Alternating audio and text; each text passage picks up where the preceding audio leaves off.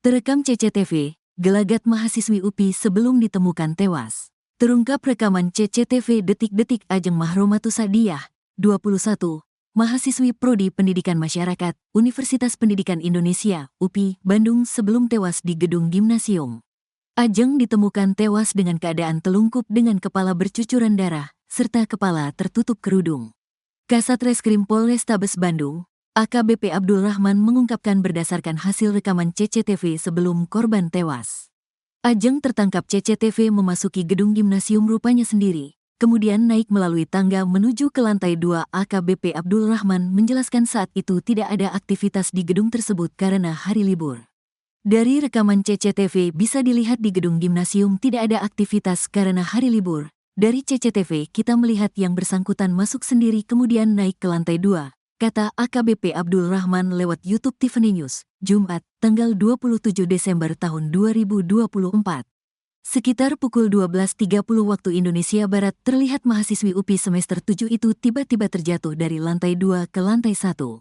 Kemudian jam 12.30 waktu Indonesia Barat yang bersangkutan kelihatan jatuh dari lantai 2 ke lantai 1, ujarnya. AKBP Abdul Rahman belum mengetahui alasan Ajeng mendatangi gedung tersebut saat hari libur dan tidak ada aktivitas di kampus. Kita belum mengetahui apa yang menjadi penyebab yang bersangkutan datang ke gedung tersebut karena aktivitas di kampus tidak ada karena libur, terangnya.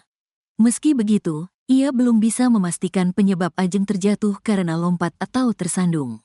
CCTV yang kami dapatkan memang tidak langsung menyorot ke lantai 2. Namun CCTV yang didapat CCTV di lantai 1 persis tempat terjatuhnya korban, sehingga kita belum mengetahui apakah yang bersangkutan lompat atau tersandung sehingga menyebabkan korban terjatuh ke lantai 1, terangnya.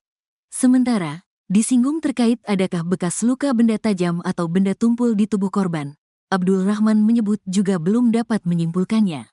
Sementara hasil inafis kami, belum bisa disimpulkan, apakah ada benturan, apakah benda tumpul, apakah benda tajam? Tentu, ini yang bisa menyimpulkan pemeriksaan dari forensik kedokteran kami, katanya. Sebelumnya, jasad Ajeng ditemukan dua mahasiswa, Fajri dan Dava. Saat itu, Fajri dan Dava tengah membuat tugas video basket di gedung gimnasium UPI, Kamis, tanggal 26 Desember tahun 2024 pukul 15 waktu Indonesia Barat. Saat itu kedua saksi naik ke atas lantai 2 gedung gimnasium UPI. Mereka melihat korban sudah dalam keadaan telungkup dengan kepala bercucuran darah, serta kepala tertutup kerudung. Fajri dan Dava kemudian melaporkan ke pengelola gedung gimnasium UPI dan melapor ke Polsek Sukasari. Tribun Jabar mengkonfirmasi kejadian ini ke Kepala Humas UPI, Prof. Suhendra. Dia membenarkan adanya peristiwa tersebut.